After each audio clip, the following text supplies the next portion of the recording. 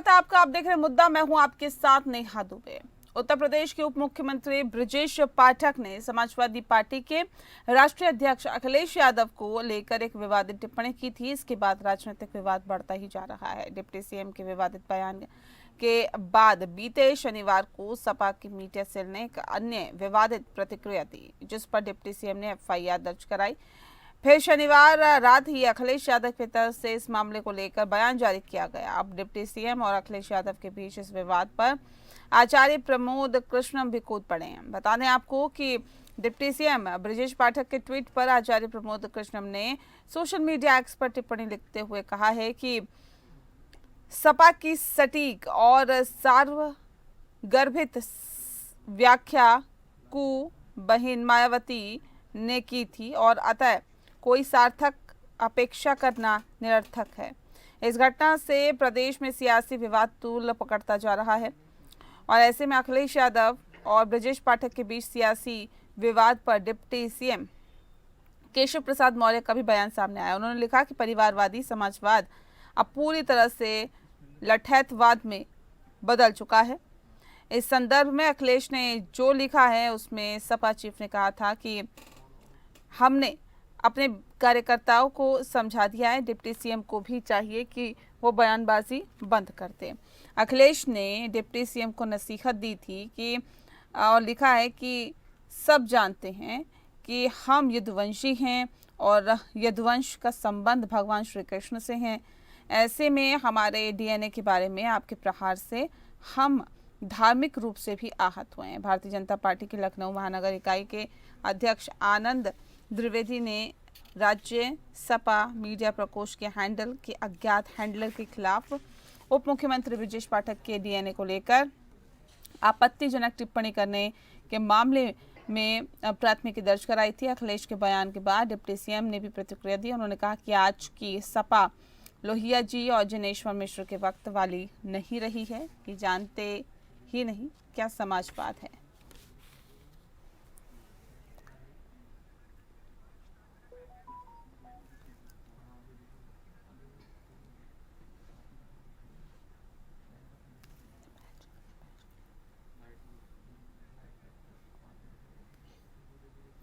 तो बता दें आपको कि उत्तर प्रदेश के उप मुख्यमंत्री ब्रजेश पाठक ने समाजवादी पार्टी के राष्ट्रीय अध्यक्ष अखिलेश यादव को लेकर विवादित टिप्पणी की थी। इसके बाद राजनीतिक विवाद बढ़ता जा रहा है। डिप्टी सीएम के विवादित बयान के बाद बीते शनिवार को सपा की मीडिया हैंडल से एक अन्य विवादित प्रतिक्रिया दी गई।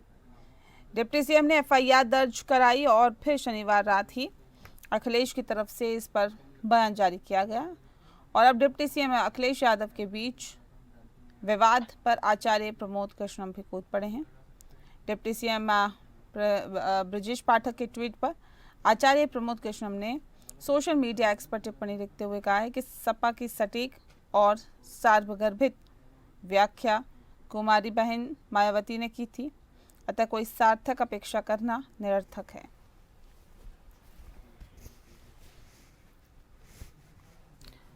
और इस विषय पे तफसील से चर्चा करेंगे। खास मेहमान हमारे साथ मौजूद हैं, उनसे आपका परिचय करा देते हैं। इस वक्त हमारे साथ शशिकांत तिवारी जी हैं, नेता हैं बीजेपी के। स्वागत है आपका। हमारे साथ गौरव चाचरा जी जुड़ गए हैं, प्रवक्ता हैं समाजवादी पार्टी के। गौरव जी, आपका बहुत स्वागत है। गौरव जी, इस पूरे विवाद को किस तरह से देखते हैं आप?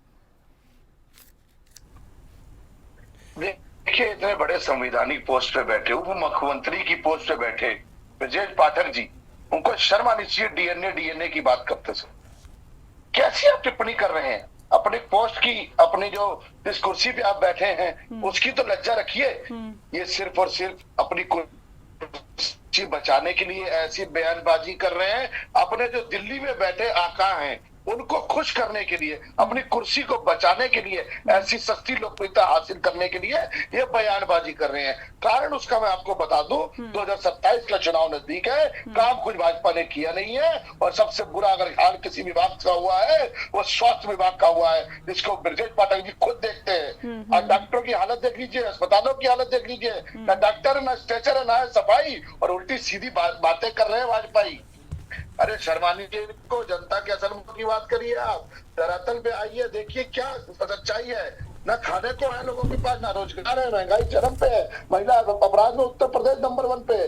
इन सब चीजों से जनता के जो असल मुद्दे हैं उससे जनता का ध्यान भटकाने के लिए इस वजह से ये ऐसी बयानबाजी करते हैं ताकि मीडिया पे बने रहें और इनकी जो कुर्सी हिल रही है उसको विपक्षी दलों को टोक टाक के उल्टा सीधा बोल के और अपने आकाओं को खुश करके अपनी कुर्सी बचा सके। लेकिन ये बयान बेहद ही निंदनीय है। इस बयान की यहाँ पे कोई जगह नहीं है। आप जनता के बीच में जाइए और जनता के असल मुद्दों की बात करिए, 2027 के चुनाव पे आइए।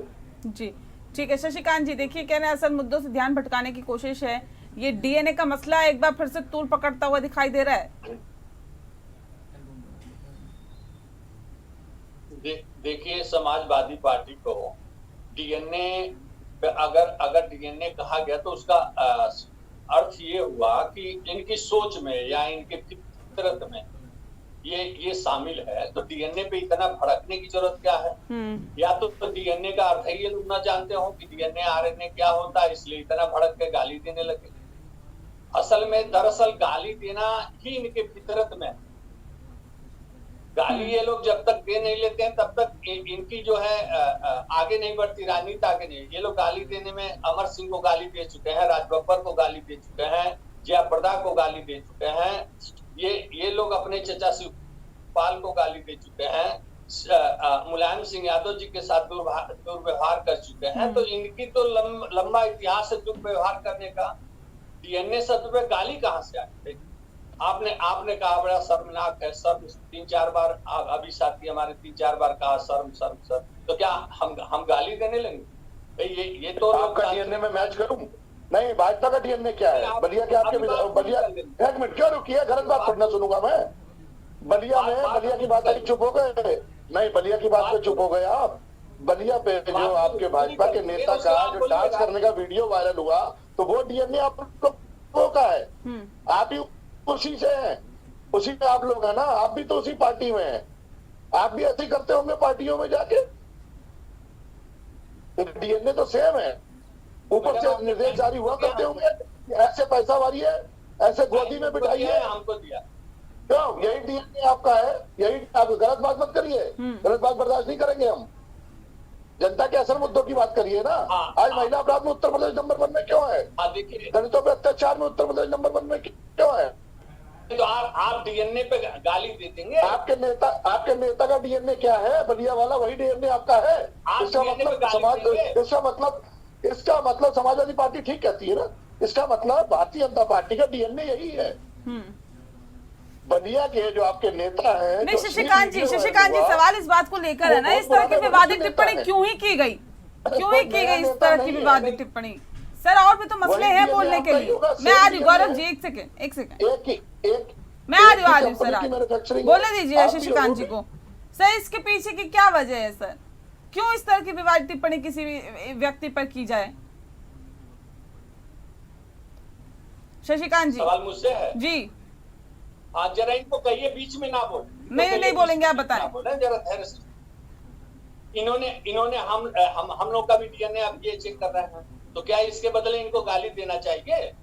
यही काम इनके पार्टी ने देने की बात आगे पार्टी ने गाली दिया है और अभद्र गाली दिया है कि जिसको ब्रजेश पाठक जी ने पूछा कि क्या डिम्पल जी इसको स्वीकार करेंगी, डिम्पल यादव जी इस गाली को?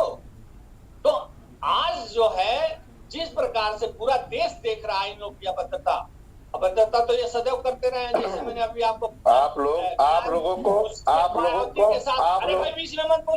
लोग महिला सम्मान की बात नहीं करते। नहीं गलत बात कर रहे हैं आप गलत बात कर रहे हैं मैडम से। ठीक है ना, एक एक करके रखिए ना, आप हैंड रेज करिए, मैं मौका देती हूँ ना गौरव जी। क्यों करते हैं? जनता को गुमराह करेंगे, असल मुद्दों पे नहीं आएंगे। क्या अभद्रता हुई है? 2019 में चुनाव में कच्चा लड़ा नहीं लड़ा। सारे मतभेद भुला के मायावती जी हमारी मायावती जी का जो सम्मान करते हैं वो हमारी आदरणीय है। उनके साथ मिलकर हमने चुनाव लड़ा है, गठबंधन में चुनाव लड़ा, हमारी आदरणीय है। जानबूझ के पिछड़े दलित अल्पसंख्यकों में फूट डालने की कोशिश मत करिए। जब से माननीय राष्ट्रीय अध्यक्ष ने दिया है तब से पूरी की पूरी भारतीय जनता पार्टी का होश जुड़े हुए हैं। 2024 की जो हार है ना वो आपसे बर्दाश्त नहीं की जा रही है। जब से पीडीए का नारा दिया है आप लोगों की दिन की चैन और रात आपकी चैन उड़ी हुई है, नींद नहीं आ रही आप लोगों को, घबराए हुए हैं आप, कहीं ना कहीं पीडीए में फूट डालने की कोशिश कर रहे हैं, लेकिन इससे करने से कुछ नहीं होगा। पीडीए के लोग एकजुट हैं और भारतीय जनता पार्टी का सामना करने के लिए आगे आ रहे हैं। जिस प्रकार 2024 में धूल चटाई है, 2027 में आप लोग को सत्ता से बाहर करके हम मानेंगे।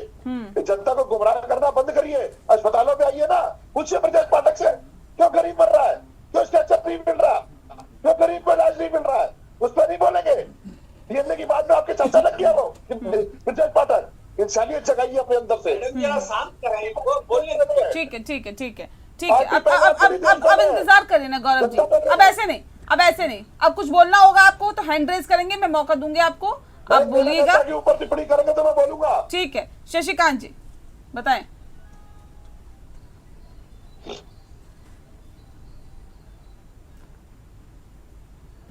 मैडम जरा इनको शांत कराएंगे, अपनी बात रखें। तो आज की तारीख में इनका यही काम है, इनका तो इतिहास रहा है, ये गाली गलौज पर उतर जाते हैं।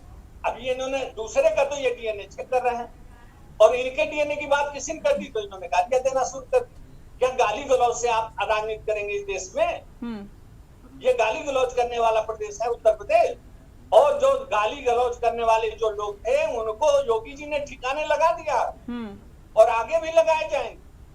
गाली गलौज नहीं चलेगा, गुंडागर्दी नहीं चलेगी, माफियागिरी नहीं चलेगी, भूमाफियागिरी इस प्रदेश में अब नहीं चलेगी। वो दिन चलेंगे, वो दिन लद गए। अब आप शुचिता की राजनीति करिए, समाजवाद को सीखिए, लोहिया और जनेश्वर मिश्र के सिद्धांतों को सीखिए, उनके विचार क्या थे उसको पढ़िए। आप जब पढ़ेंगे नहीं तो यही आप डीएनए को गाली समझ गए। अगर आप पढ़े होते कि डीएनए का फुल फॉर्म क्या होता, डीएनए क्या होता, तो आप गाली नहीं देते। आज आप गाली पे उतर गए, पूरा देश देख रहा है। आप लोग थोड़ा पढ़िए, लिखिए, लोगों की जनता के अच्छा एक मिनट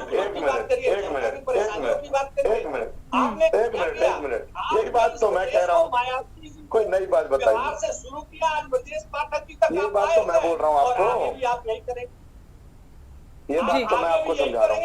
तो लोग अब सतर्क हो रहे हैं। ये जो आप लोगों ने निंदनीय काम किया है, इससे पूरा हाँ आप पीडीए पे आ जाइए। पीडीए कह रहे हैं पीडीए, अरे परिवारवादी डेवलपमेंट पार्टी की परिवारवादी डेवलपमेंट एजेंसी आपने खोल लिया, और सवर्णों को गाली देते हैं आप। अखिलेश यादव कह रहे हैं कि सारा स्कूल का सवर्णों का है। अरे आप क्या कहना चाहते हैं कि अगर सवर्णों का स्कूल कॉलेज आएंगे तो बंद करा देंगे? मैं खुद पंजाबी हूँ, मुझे माननीय राष्ट्रपति जी ने प्रवक्ता बनाया है। कौन सवर्णों को गाली देता है? आप लोग ज्यादा फूट डालने की कोशिश मत करिए, जनता के असल मुद्दों पे आइए। काम आप लोगों ने कुछ किया नहीं है और डायलॉग मारते हैं दुनिया भर के। जनता सब समझ रही, जनता सब पहचान रही है। अरे पीडीए की बात करते हैं तो पीडीए करके दिखाया था। आपने कितने पीडीए को टिकट दे दी थी?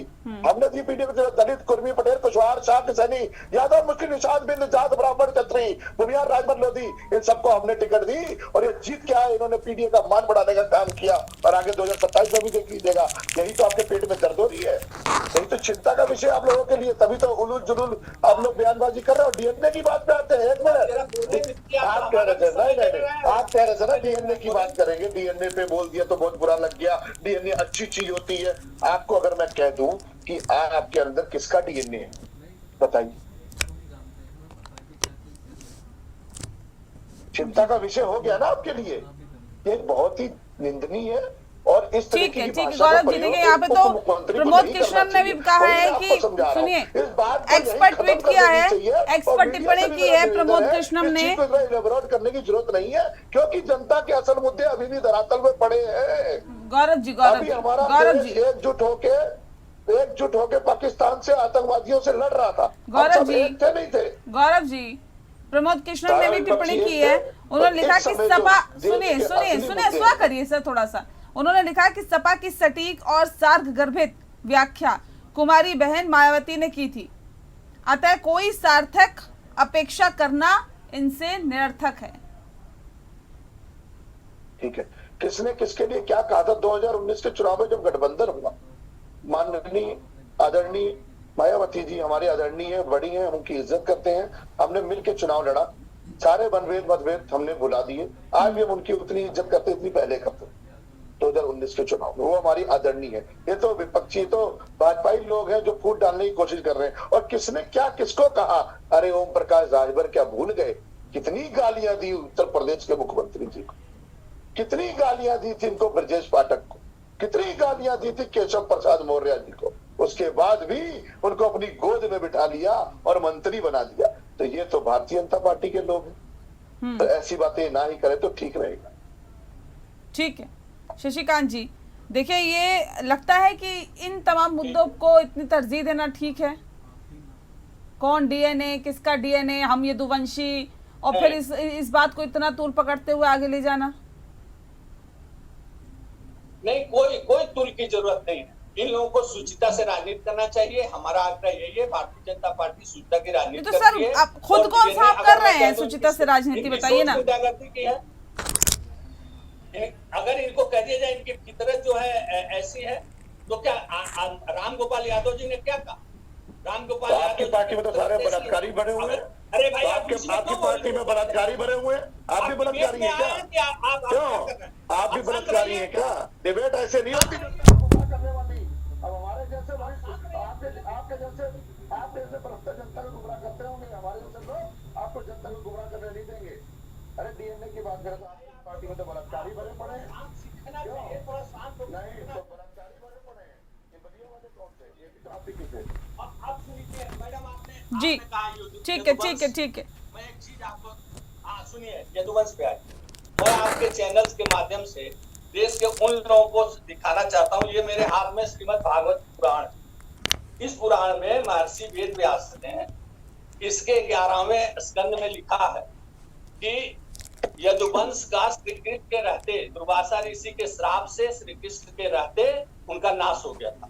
और एक पद्मनाभ, उनके अनिरुद्ध नंदन पद्मनाभ जो बचे थे शिशु होने के कारण, तो उनके वंशज जादौन है।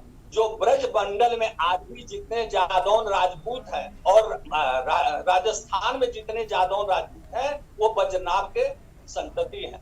अब इससे सुन लीजिए, अब जब इन्होंने गाली देने का काम करोगे तो आप तो शिशुपाल के वंशज हो गए। आप तो शिशुपाल का काम कर रहे हो गाली दे करके। और यह देश देख रहा है कि आप कृष्ण के अरे सर, देश तो ये भी देख रहा है कि आप लिख रहे हैं, आपके उप मुख्यमंत्री लिख रहे हैं। एक सेकंड मैं आ रही हूँ गौरव जी, एक सेकंड रुक जाइए। शशिकांत जी, केशव प्रसाद मौर्य लिख रहे हैं, केशव प्रसाद मौर्य ने एक्सपेक्ट ट्वीट किया है कि परिवारवाद, समाजवाद अब पूरी तरह से लठैतवाद में बदल चुका है। ये तो आपके उत्तर प्रदेश के मुख्यमंत्री जी खुद कहते हैं। अरे उत्तर प्रदेश के मुख्य किसने दी है? किसने दी गाली किसने दी?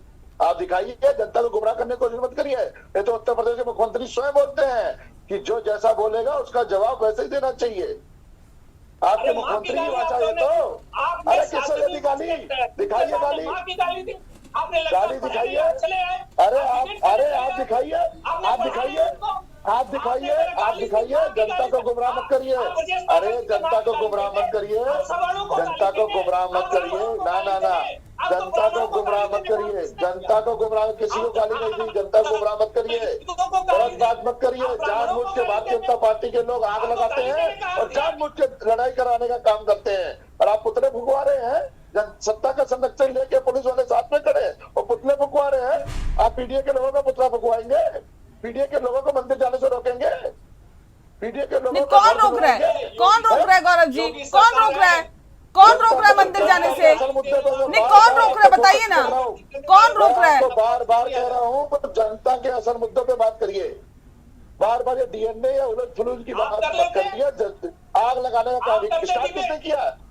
स्टार्ट किसने किया? 2015 से आ रही है। 2015 से भारतीय जनता पार्टी के लोग कर रहे हैं। 2015 से भारतीय जनता पार्टी के लोग ऐसी बातें करें। कभी बिहार का चुनाव हो जाए, चाहे वो बिहार का चुनाव हो, चाहे वो नहीं देखिए, उत्तर प्रदेश का चुनाव, ये तो सीधे पता चल रहा है 2027 की तैयारियों में आप लोग लग गए हैं। ये तो जनता को गुमराह करने की बात है और मुझे नहीं लगता कि इससे किसी भी तरह से जनता का भला होगा। ये जो विवादित बातें यहाँ पर चल रही है उससे किसी भी तरह से जनता का भला नहीं हो रहा। बात महंगाई की, बेरोजगारी की और भ्रष्टाचार की और तमाम उन मुद्दों की बात करिए जिससे कम से कम जनता का भला हो। विकास की बात करिए आप ऐसी बातें कि आखिर किस तरह से लोगों को रोजगार मिले। उन तमाम बातों का जिक्र ना करते हुए डीएनए में यदुवंशी, उसकी लठैतवाद, ये क्या है? कहाँ राजनीति का स्तर जा रहा है? सर सोचने की जरूरत है, आप दोनों को ही सोचने की जरूरत है, आपकी पार्टियों को सोचने की जरूरत है।